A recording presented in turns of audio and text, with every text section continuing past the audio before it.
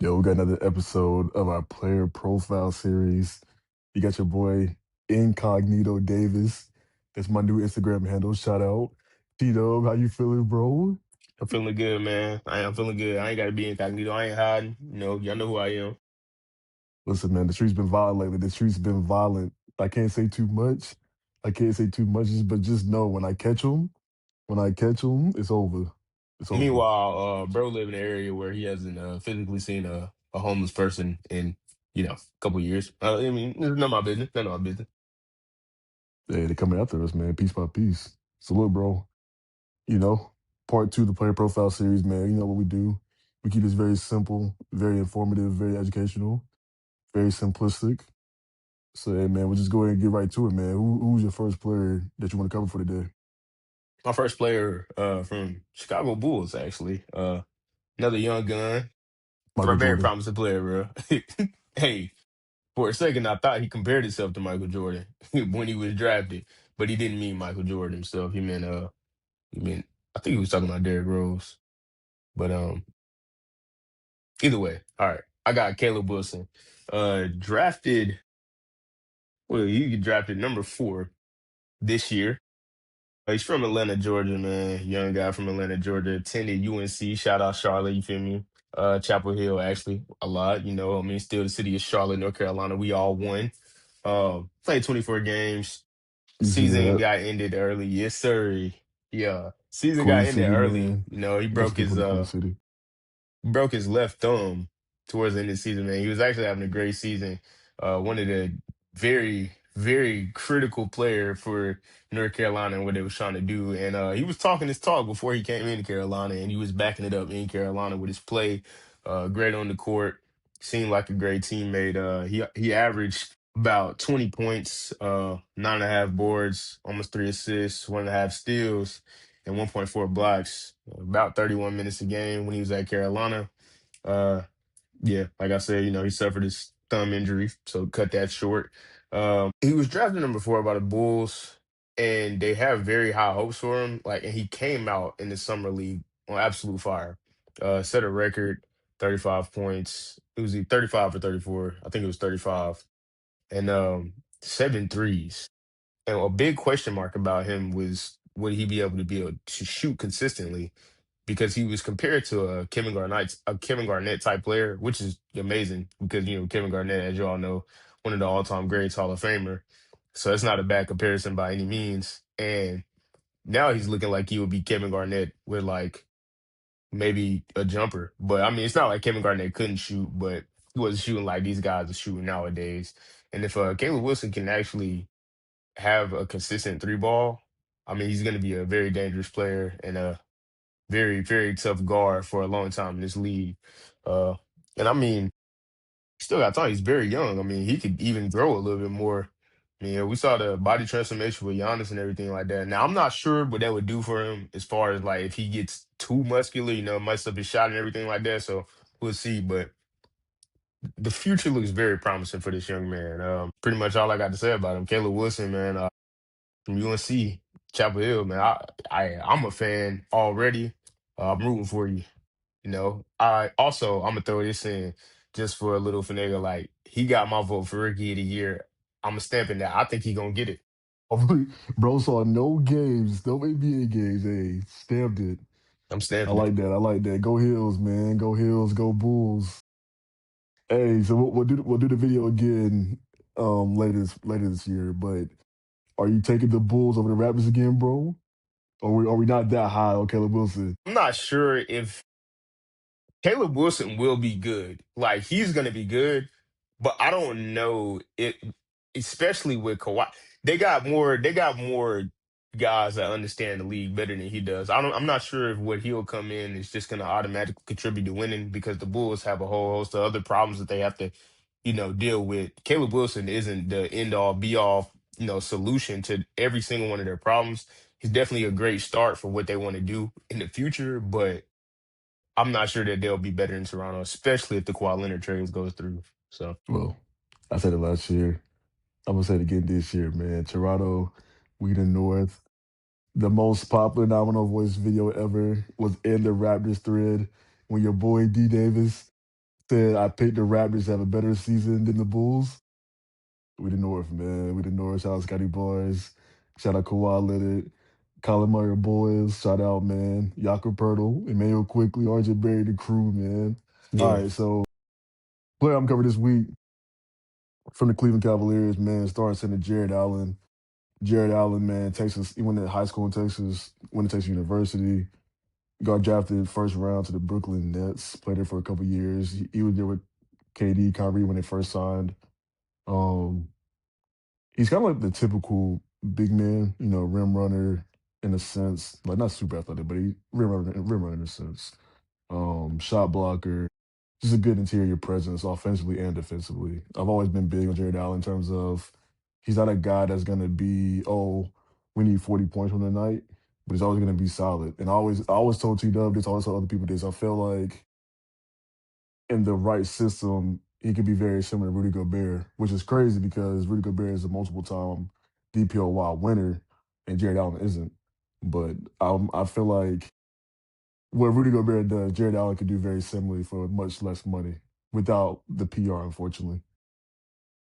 After a couple years in Brooklyn, Bro got traded to the Cavs, which is funny because he was actually part of the deal that got the Nets James Harden, and now they're teammates. So for me, when James Harden got traded to the Cavs at the deadline last year, Jared Allen's stats went up because now you're playing with a guy that's excellent pick and roll like facilitator.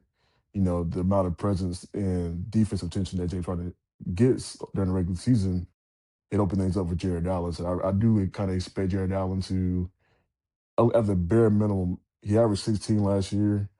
I don't see why he can't average 17, 18 per game, assuming they don't add LeBron James. Because obviously they add LeBron James, it'd be less touches for everybody. But I do like the fact that they got James Harden with Jared Allen because Jared Allen, he could thrive with a guy like James Harden because James Harden make bigs like him look great all the time. So I'm expecting a good year for Jared Allen and the Cavs. I know a lot of people's off for the Cavs because they got swept by the NBA champions, which I cannot emphasize enough. But Jared Allen, man, hey, if they ever got tired of you in Cleveland, bro, Boston would love to have you. So hey, Jared Allen is my first player for this week. So shout out the Cavs, man. Mhm. My second guy, also a young guy who a lot of people might have given up on already, but I'm gonna still give bro some time. Young guy, got Zachary Risacher from well, he's in Dallas. He's a member of Dallas as of today. Well, not as of today, but like from today moving forward, he will be a member of Dallas until further notice.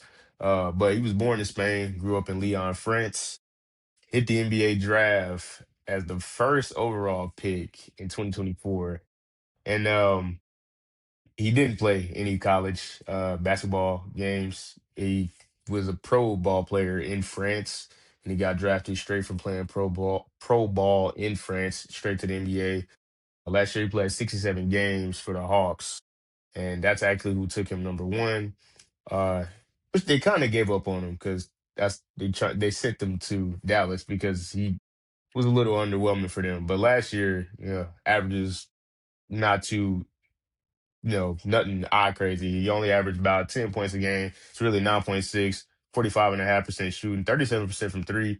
So his percentages are not bad, but at the same time, it's like if you only averaging close to 10 points a game, if you also shooting bad, averaging 10 points a game, it's like, okay, like you actually aren't good. But I still give him time to go. He had, almost 4 rebounds a game with 3.8 rebounds, 1 assist, 1 steal. Maybe he can get some of his numbers up in the other ways. But now that he's a part of Dallas, they got a promising young star, Cooper Flag. Also just drafting some other guys. And they got Kyrie coming back off an injury. So not expecting him to be a big piece in their offense, like super big, which should take a lot of pressure off of him and hopefully he can help him develop his game because like I can see his role just being like they probably just want him to be more of a 3 and D guy. Some give him some floor spacing because you got to respect his shot a little bit. It's not like if you leave him wide open out there, he gonna miss. And he's got a good frame on him, 6'8". So he should be able to play defense. Say 3 and D. Got time to get better. They don't want him to be the promised first overall pick that what the Hawks were looking for because he doesn't need to be that for Dallas. Like they have that already. They have their guys that they're investing in for their team in the future. So if Zachary, if he could just come in, focus up and like, hoop and without the pressure of the number one pick being attached to him, I think he'll be a pretty solid pick for that team. Yeah, I think it's a decent trade for them. I'm not gonna give up on him yet. I think he can do a lot of stuff in this league. I'm not saying he's gonna be like an all-star superstar, but even if he's not, that doesn't mean he's a bust. Like I seen a video or a little thread the other day. My guy sent me a screenshot. My boy Dane sent me a screenshot. It was like, where does he rank amongst the all-time worst first picks? And I was like, bro, he's been in the league since 24. Like, we gotta relax. Everybody not gonna come in off the muscle just having 30 a game. Everybody not gonna come in their first year make it to the finals on the San Antonio Spurs and look like Dylan Harper. Everybody got different paces, different times, man. Like, so I'm not gonna give up on the young fella just yet. I think he got a lot of game he can give to the league, and I think he'll be good for Dallas moving forward. Yeah, Risacher, he's pretty interesting because the Hawks was going to draft Alexander Sarr, who's also a fellow Frenchman, and Sarr was like he didn't want to go to Atlanta. I don't know if you remember me. I was telling you about this a couple years But ago. It's yeah, just yeah, like it was weird that Sarr felt threatened by having to compete with minutes for Clint Capella, so he was like, "Let me go to the Wizards, where there's nobody blocking his place past the playing time." So the Hawks kind of drafted Risacher, but it's like you already have Jalen Johnson. Like you got Dyson Daniels now. Like now they have Lou Dort because of the Risacher trade. So I'm with you. Dallas, I'm always a fan of when teams can buy low on somebody because it's like, hey, the Mavs are going to be a good team next year, at least from a win-loss standpoint.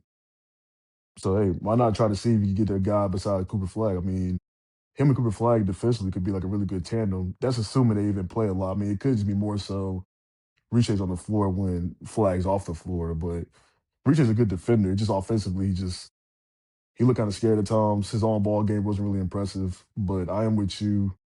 2 years, I mean, you can't really teach size. And the fact, I think the only thing that worried me about Risacher, and I kind of told you this during the Olympics, was this guy went number one in the NBA draft, and he didn't even make the French team as a bench warmer. But they got guys like Koulibaly who plays for the Wizards and Sarr. But shout out Risacher, man. Hey, let it get you on the video, bro. Tell us, teach some things, talk about things like that. We not trying to talk anything negative on here, but we do get offer constructive criticism. So, Risacher, hopefully it works better for him in Dallas because Atlanta, the way Joe Johnson started playing this year, it was the writing was on the wall for bro. You know what I'm yeah. saying? They definitely moving forward, bro. Jalen Yeah, Johnson is When Joe Johnson started putting him like 35, 13, and yeah, 10, it's all right. it's yeah. Yeah. This is our guy. This who we gonna build around. So it's what it is. All right, man. I guess to wrap it up, man, we'll head down to the Denver Nuggets. I got Peyton Watson for you, bro. Peyton Watson, some people be getting out the mud. They be going through the struggle. They may have grew up in like impoverished areas. Not Peyton Watson. Peyton Watson, born in Beverly Hills, California, grew up top athlete, top basketball player, went to UCLA. So this is a California guy, West Coast, man. You know what I'm saying? California all around. Peyton Watson's he's one of them guys to me that's been very interesting because at UCLA, he averaged 3 points per game. Leaves after his freshman year, gets drafted the 30th pick in the first round. So with the very last pick in the first round, mind you, averaged 3 points per game. But hey, Peyton Watson, he got the athleticism, he got the tools, he's a dog defensively. So, originally the Thunder had picked him, but they traded the pick to Denver for JaMychal Green, which they also had flipped him. But he's very interesting because you average 3 points per game on UCLA. You go to the Nuggets, you win a championship your rookie year, which is crazy. He shows promise, he shows potential, but in lieu of him, they gave Christian Braun an extension, and now that extension looks terrible. It's one of the worst contracts in the league. As this video is currently being recorded, Peyton Watson is currently a free agent, but the consensus is he was going to return to Denver. If it's on a qualifying offer, if it's on a deal, we'll find out. But I think for me, Peyton Watson, and I hate when they say, because they say this about a lot of people, but I actually do believe this about Peyton Watson. If he could actually get his shot to be consistent, the skies is the limit for him because he has everything else from a basketball standpoint. I mean, he got good size, good athleticism. It seems like his head's in the right place. So, and he's a dog. You can't teach a dog, man. I actually do like Peyton Watson game. For me, honestly, it wouldn't be surprising if he's in the 6 man role for the entire year. He should be a finalist for the award this year because I mean, last year Tim Hardaway was a finalist for the award, and Peyton Watson's better than Tim Hardaway. So I do like Peyton Watson game, man. I feel like they're gonna have to figure out what they're gonna do in Denver because right now the money he's worth, they're not offering it to him because of their cap situation. And it's like they have to either trade Aaron Gordon or Christian Braun. But I'm like, nobody want Christian Brown, Yeah, man. Like nobody's it's taking just Christian Brown, yeah. bro. So but Peyton Watson though, he's had like a very interesting career arc. And I'm curious to see because he was one of the few Nuggets last year that looked way better when he wasn't playing with Jokic compared to usually the guys look much better playing off of Jokic. Like he was like, hey, I can do my own stuff on the ball No while yoke, no attacking people problem. defensively. Exactly. So shout out Payne Watson, man. Same thing. If you want to, everyone to jump on the video, man, with me and T Dub, hey, we got you, bro. I'm a Payne Weird. Watson defender, man. I'm a Payne Watson defender. Hey, I Big believe things for in Payne I Watson. believe in all the bro. I believe in all like I'm never gonna just give up on somebody just cause like man, it's you always gotta give time, bro. Always gotta give somebody time. Like if he shows like later on down like the NBA isn't a situation like with that cliche where people be like when they show you who they are, believe them the first time.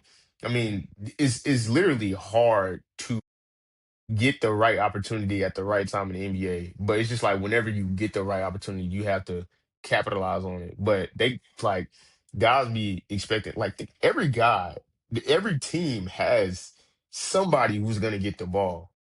So you got to also think about that. It's like when you come in, you just got to take his moment. So I believe in all the young talent that we just named, bro. Oh, hey, go and do it. Pretty much all we got, man. Yeah, I don't know what just happened, but that's pretty much all we have. I think next week T Dub has Golden State and the Pacers. So maybe a little BP actually for T Dub, man. Teaches about Brandon Pods. I will not be Some talking good about Brandon Pajemski. The only thing I'll say about Brandon Pajemski right now is that I don't like the fact that he's still on the Warriors. man the episode on that note, man. T Dub, appreciate you, bro. Until next All right, time, bro. man. Shout out.